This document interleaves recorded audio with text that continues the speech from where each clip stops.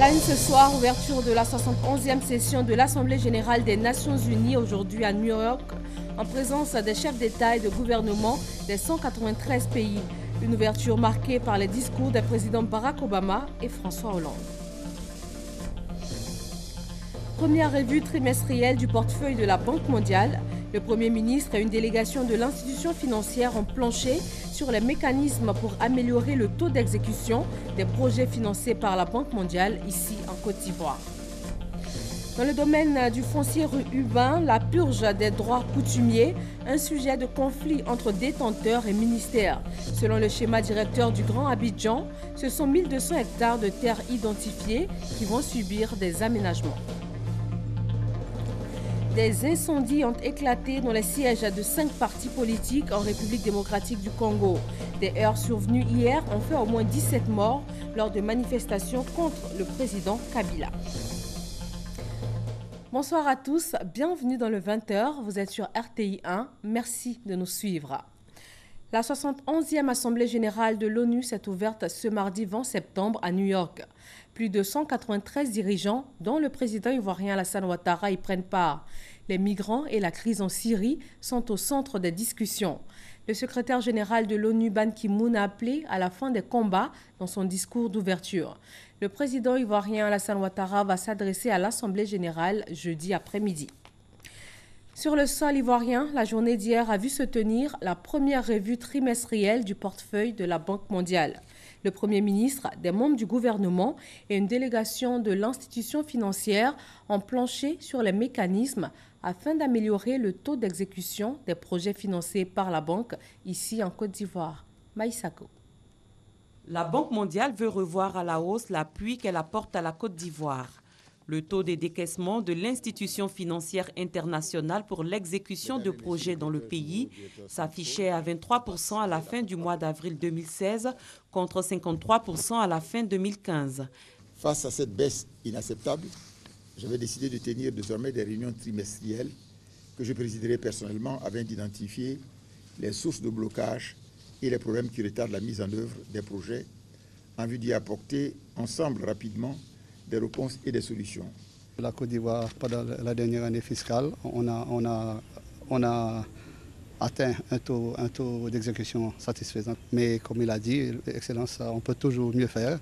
Et c'est normal, surtout quand le montant s'accroît et le nombre de projets s'accroît. Il y a toujours des défis et c'est justement ça l'objectif, c'est de travailler ensemble pour vraiment mettre en place une carte plus efficace. La Côte d'Ivoire, vraiment, on est dans tous les secteurs, de l'énergie, agriculture, infrastructure routière, santé. Selon Pierre Laporte, la Banque mondiale prévoit de débloquer plus de 350 milliards de francs CFA pour l'exécution de ces projets sur la période allant de septembre 2016 à juin 2017.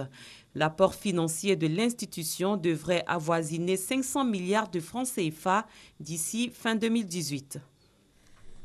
Le marché ivoirien de l'artisanat s'est ouvert ce matin.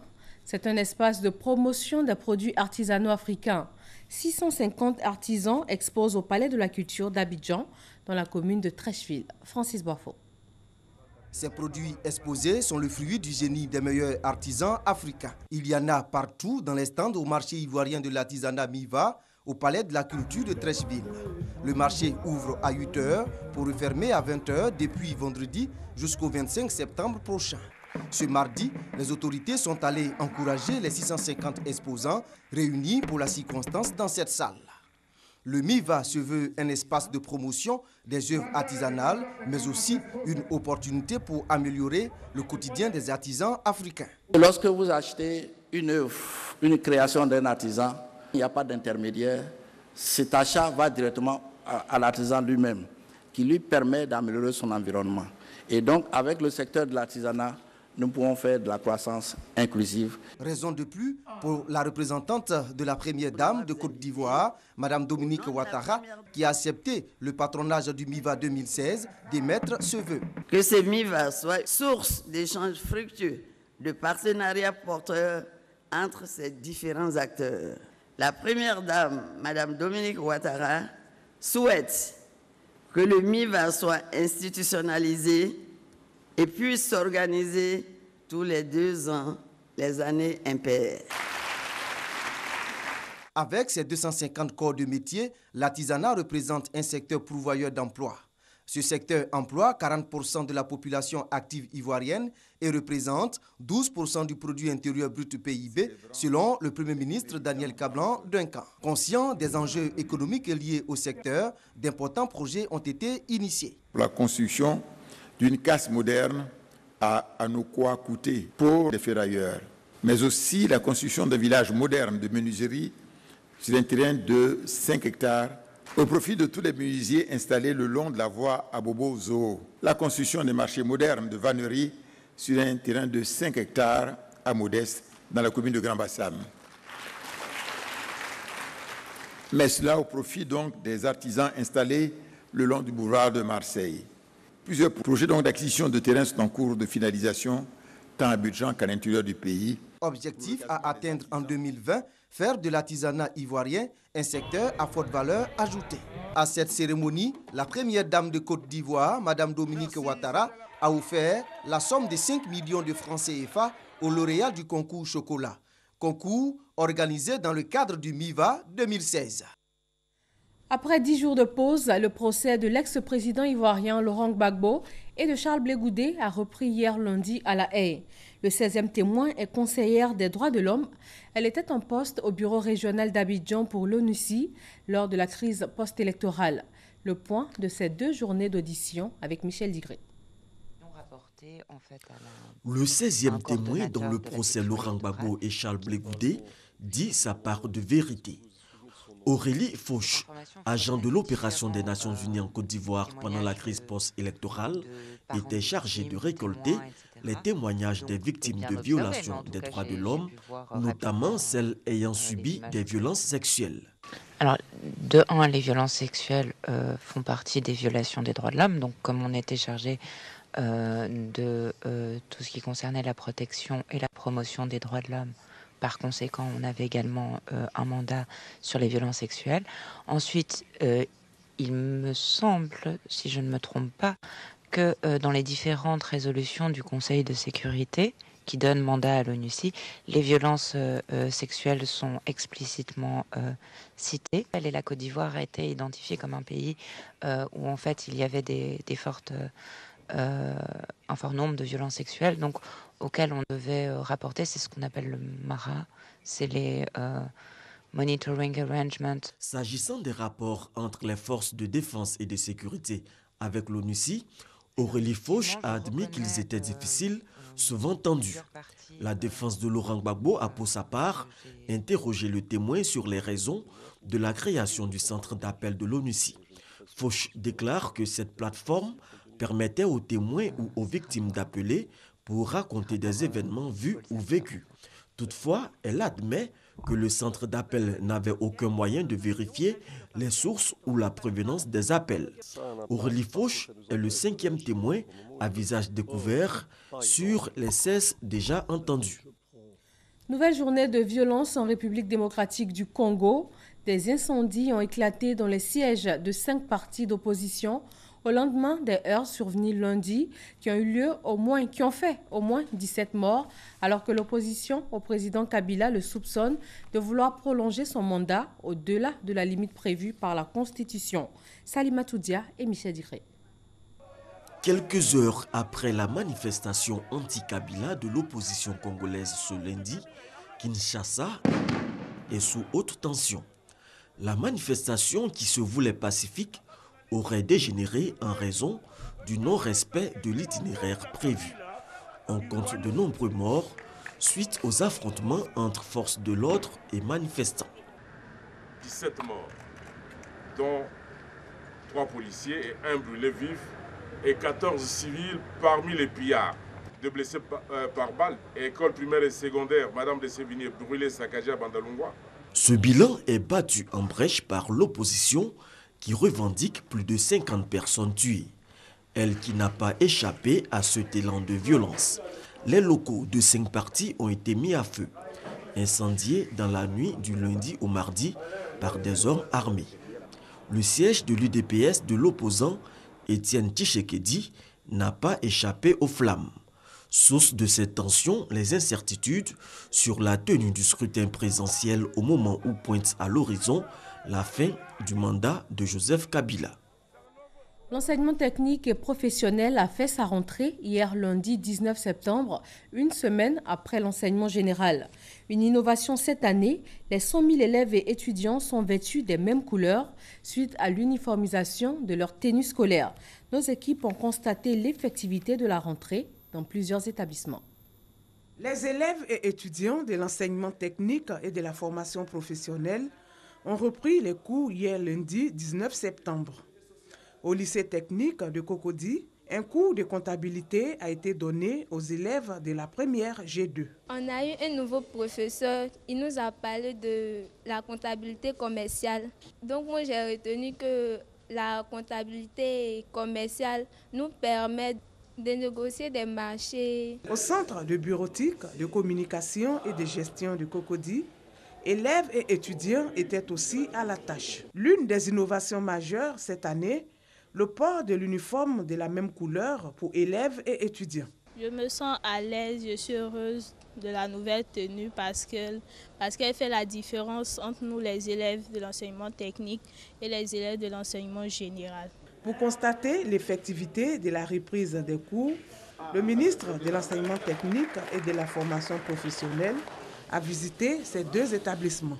Paul Kofi Kofi s'est aussi rendu au lycée professionnel commercial de Yopougon. Les enseignants sont à pied d'œuvre, les élèves sont également présents.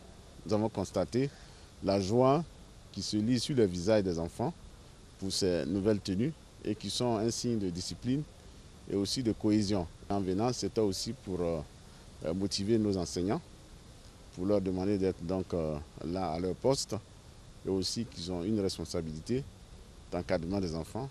L'enseignement technique et professionnel compte environ 100 000 élèves et étudiants. L'année scolaire va prendre fin le 14 juillet 2017, soit 36 semaines découpées en 2 semestres. Ce mardi, au collège d'enseignement technique de Bouaké, rien ne semble débuter. Quelques rares élèves viennent pour les inscriptions. Même constat au collège d'enseignement technique féminin de Bouaké et au centre bureautique de communication et de gestion. La seule différence, les enseignants font des prises de contact avec quelques élèves et étudiants présents. Depuis hier, tout le monde était là et ils attendent. Vous êtes passé dans des salles où le prof attend, les élèves, aucun n'est là.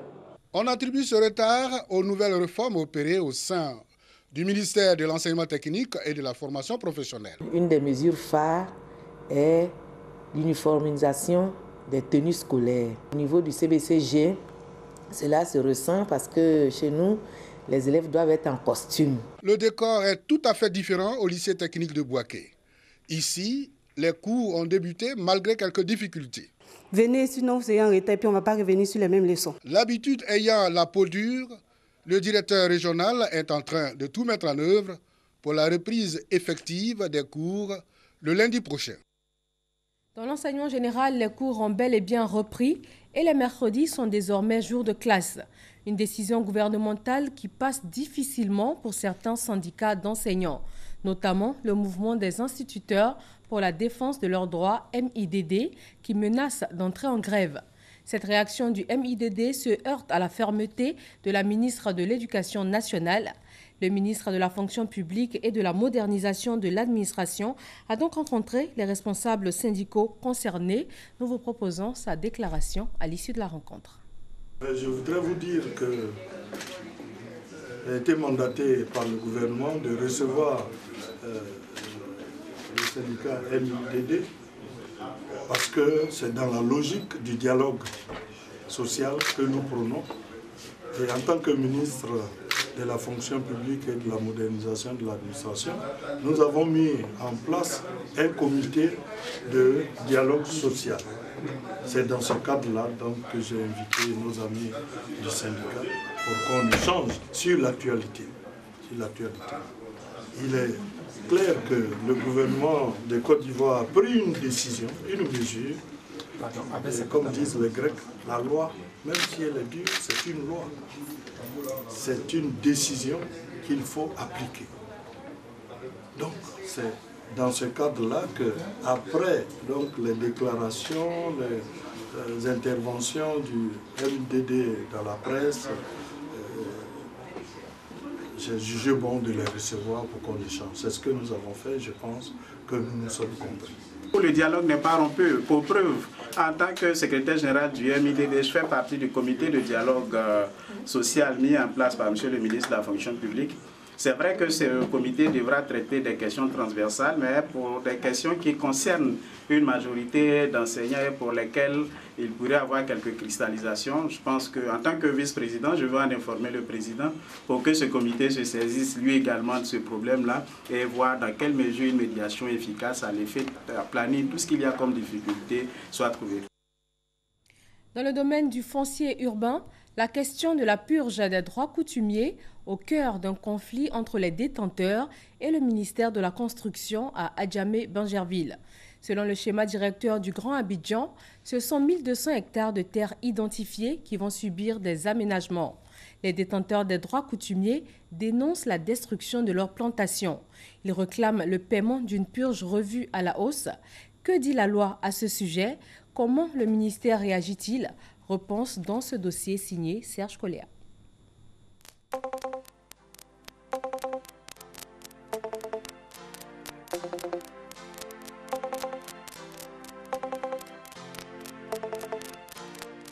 Le village d'Adjamé-Bingerville est en ce moment dans la tourmente.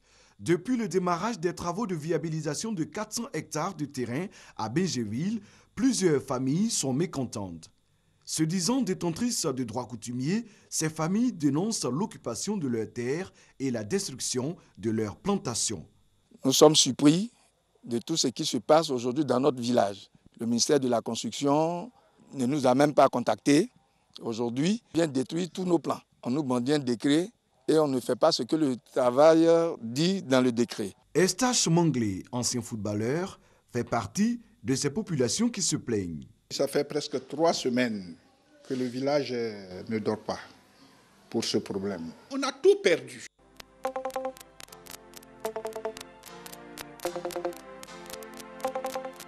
Aux côtés des responsables du CAPIAD, le centre d'administration du patrimoine immobilier d'Akwegeme, nous avons visité certains sites. Kimou est chef de famille. Il nous a présenté une parcelle sur laquelle se trouvaient des plants de VA et de manioc. Selon lui, l'opération menée par le CETAM, le service des terrains aménagés du ministère de la Construction et de l'Urbanisme, ne s'est pas fait dans les règles de l'art. Et puis moi j'ai près de 20 hectares. Je n'ai plus rien. Moi je n'ai plus rien. On m'a appauvri. Pour le vieux Henri Mobio, il faut mettre fin aux travaux et restituer aux villageois leurs terres. Ici, j'ai 4 hectares. Bon, le devant, c'est 2 hectares. Derrière moi, avec ce côté, je ne vois même pas ma limite de ma plantation. Tout est détruit. Donc, nous ne voulons pas que ça réalise ce projet. On nous dit 2000 francs la purge par mètre carré. Et ils nous laissent entendre que quand ils auront fini l'aménagement, ils vont vendre ça à 45 000 francs le mètre carré. Journée mondiale du transport public. Ici en Côte d'Ivoire, les taxis communaux et les minicars, communément appelés Gbaka, sont pointés du doigt. Ils seraient responsables des embouteillages, du désordre et du mauvais stationnement sur la plupart de nos routes. Et en plus, ils ne respecteraient pas les tarifs en vigueur. Le constat de Moussa Konaté. Ce minicar appelé communément Gbaka marque un arrêt en pleine chaussée pour descendre les passagers. La scène est fréquente à cet endroit du rond-point Liberté dans la commune d'Adjamé. Et cela n'est pas du goût des usagers. On est monté à Cocody, il nous a dit comme ça, on descend devant ce lieu. Arrivé là, il laisse et puis il nous a garé ici. Donc ça ne m'a pas plu. Il a dit non, c'est pas comme ça. Voilà, tu as pris ton argent, tu vas pas tu as pris ton argent et puis tu nous laisses dans un endroit où nous, on refuse de descendre. Tes arômes liberté par la vie, je peux tourner ici, je dis que vous forcément, il demande pardon maintenant, mais pas le mal. Non loin de là, des véhicules en bordure de route attendent d'être chargés. Leurs activités en ce lieu créent un ralentissement du trafic. En bas là-bas, on les a chassés, ils sont venus jusqu'en haut. C'est ici, toujours, les gars chargent pour partir. Il faut qu'on rentre ici pour charger. Les clients viennent ici, donc on est obligé de venir garer là. L'anarchie, au final, s'impose donc comme une habitude. Commune de Cocody, à ce carrefour dans le quartier d'Angri, La tâche n'est pas aisée pour les usagers. Rallier Cocody Centre est une véritable corvée. Il faut souvent débourser 2 fois le tarif pour un seul trajet. C'est de la nature totale sur la ligne. Rien n'est contrôlé, rien n'est fait. C'est les chauffeurs même qui imposent leur loi. Tu prends ici, tu descends 2 plateaux, tu payes 500. Et puis tu as payé encore 250 pour arriver, ça fait 750. Bon, quand tu prends client ici matin, jusqu'à Adien, jusqu'à 2 plateaux, tout ça embouteillé. Bon, après 2 plateaux, au magasin, l'Énala, tout est bouché. Quand tu passes derrière, il n'y a pas de route. C'est pas facile. Ça cause ça beaucoup en fait des plateaux. Une organisation du secteur du transport par ailleurs, le sens de la nouvelle réforme. La dernière en date, la réduction du coût des transports depuis le 1er août dernier. Malgré ces efforts, le secteur reste dominé par un manque de contrôle, reflété par le désordre et les mauvaises habitudes de certains acteurs. La révision constitutionnelle fait la une de l'actualité politique ivoirienne. C'est aussi le cas au Bénin, au Burkina Faso et au Mali. Quel est le rôle des médias dans ces processus en cours? Une cinquantaine de journalistes et blogueurs d'Afrique de l'Ouest sont réunis ici à Abidjan afin de répondre à la question. Herman Guivet. Des échanges francs, des questions pertinentes pour un sujet tout aussi pertinent que d'actualité, les réformes constitutionnelles engagées en Afrique de l'Ouest. Quel regard, quel rôle des professionnels des médias en ces périodes sensibles? Tout ce qui découle de la Constitution retourne, n'est-ce pas, aux citoyens. Les tenir informés du processus et de ce qui se passe, mais aussi tenir compte de leurs préoccupations ne peuvent pas se réaliser si les intermédiaires, comme sont les professionnels des médias, ne jouent pas convenablement leur rôle. Les citoyens doivent donc être au cœur du processus. L'information doit leur être délivrée.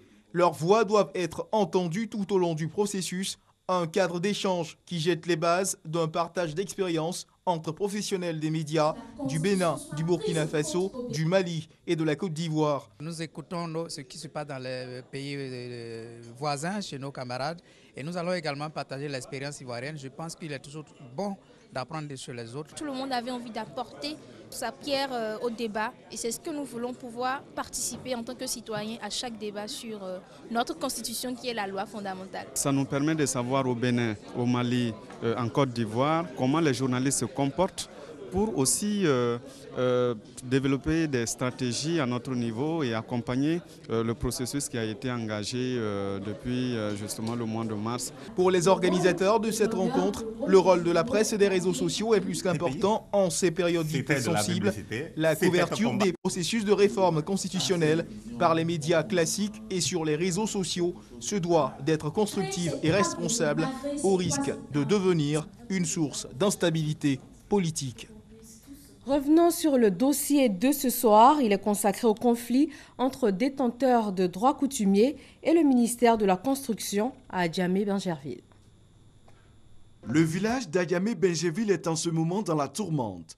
Depuis le démarrage des travaux de viabilisation de 400 hectares de terrain à Bingerville, plusieurs familles sont mécontentes. Se disant détentrices de droits coutumiers, ces familles dénoncent l'occupation de leurs terres et la destruction de leurs plantations. Nous sommes surpris de tout ce qui se passe aujourd'hui dans notre village. Le ministère de la Construction ne nous a même pas contactés. Aujourd'hui, il vient détruire tous nos plans. On nous demande un décret et on ne fait pas ce que le travailleur dit dans le décret. Eustache Manglé, ancien footballeur, fait partie de ces populations qui se plaignent. Ça fait presque 3 semaines que le village ne dort pas pour ce problème. On a tout perdu. Aux côtés des responsables du CAPIAD, le centre d'administration du patrimoine immobilier d'Akwegeme, nous avons visité certains sites. Kimou est chef de famille. Il nous a présenté une parcelle sur laquelle se trouvaient des plants d'EVA et de manioc. Selon lui, l'opération menée par le CETAM, le service des terrains aménagés du ministère de la Construction et de l'Urbanisme, ne s'est pas fait dans les règles de l'art. Et puis moi j'ai près de 20 hectares. Je n'ai plus rien. Moi je n'ai plus rien. On m'a appauvri. Pour le vieux Henri Mobio, il faut mettre fin aux travaux et restituer aux villageois leurs terres. Ici j'ai 4 hectares. Bon, le devant, c'est 2 hectares. Derrière moi, avec ce côté, je ne vois même pas ma limite de ma plantation. Tout est détruit. Donc, nous ne voulons pas que ça réalise ce projet. Il faut qu'ils nous rencontrent. ensemble qu'on trouve une solution. Donc il faut discuter et donner le montant que le terrain mérite. Au ministère de la Construction et de l'Urbanisme, le chef de cabinet n'est pas d'accord avec les plaintes des villageois. Il rappelle que dans le cadre de l'aménagement de sites habitables dans le district d'Abidjan, l'État, à la lumière d'un décret, s'est engagé à purger les droits coutumiers sur 1200 hectares de terre identifiés dans plusieurs localités du district d'Abidjan. L'État ne peut pas spolier, l'État ne peut pas arracher les terrains à quelqu'un. Nous sommes dans un état de droit et l'État garantit les droits des uns et des autres. La purge sur les sols est réglementée. Dans le district Abidjan, le maximum c'est 2000 francs. C'est un texte qui le dit. Et quand on a un projet d'utilité publique, les négociations s'engagent et au bout d'un mois, si les négociations n'ont pas abouti à un accord, le gouvernement, à travers le ministère de l'Urbanisme et de la Construction, a le droit de commencer les travaux tout en continuant les négociations. À Adjamé-Benjéville, comme dans les autres villages visés, des concertations ont été menées depuis 2013 avec les détenteurs du droit coutumier, indique un responsable du ministère en charge du dossier. En général, là-bas, ce que je sais au niveau d'Adjamé-Benjéville, les propriétaires de sol sont en même temps les propriétaires des plantations. Nous leur avons dit que les fonds sont disponibles pour donc leur dédommagement. Pour dire que lorsque l'État est en train de faire un programme, l'État est tenu de respecter les tests qui régissent le domaine, surtout le domaine du foncier. Le ministère de la Construction et de l'Urbanisme se dit prêt à garantir les droits des familles tels que définis par la loi. Seulement, les populations doivent retenir que la réalisation de ces travaux d'aménagement s'impose. Cette action d'envergure s'inscrit dans le cadre du programme global du schéma directeur d'urbanisation du Grand Abidjan. Schéma directeur qui prend en compte le développement des communes et villages du district d'Abidjan. Voilà toutes nos excuses pour les problèmes techniques qui avaient entraîné l'arrêt de la diffusion de ce reportage. Parlons religion, le Hajj 2016 est terminé. 450 pèlerins ivoiriens sont arrivés ce matin à Abidjan. Ils auront passé environ un mois en Terre Sainte d'Arabie Saoudite pour l'accomplissement du 5e pilier de leur religion, l'islam. Massokone et Patricia Omouetia. Après un peu plus d'un mois passé en Terre Sainte à la Mecque, le premier groupe de pèlerins ivoiriens au nombre de 450 personnes foule enfin le sol de leur pays. Un voyage spirituel effectué pour accomplir le 5e pilier de l'islam. Les conditions étaient réunies, alhamdoulilah rabbil alamin. On remercie Allah subhanahu wa ta'ala qui nous l'a permis et nous souhaitons vraiment pour tous les musulmans de pouvoir voir la Kaaba. Nous avons prié pour le pays pour que la paix puisse régner dans notre pays comme il le faut. Les pèlerins ont été accueillis par les autorités et responsables en charge de l'organisation du Hajj. Les pèlerins sont partis sains et saufs, ils sont revenus sains et saufs. Le premier vol est arrivé aujourd'hui. On va rendre grâce à Dieu. À nos parents pèlerins, ils viennent d'effectuer le 5e pilier de l'islam. Et le 5e pilier de l'islam complète les 4 autres piliers. Donc aujourd'hui, leur islam est complet. Et ils viennent de faire des bénédictions, des supplications à Dieu. Fasse Dieu que toutes ces supplications-là soient agréées.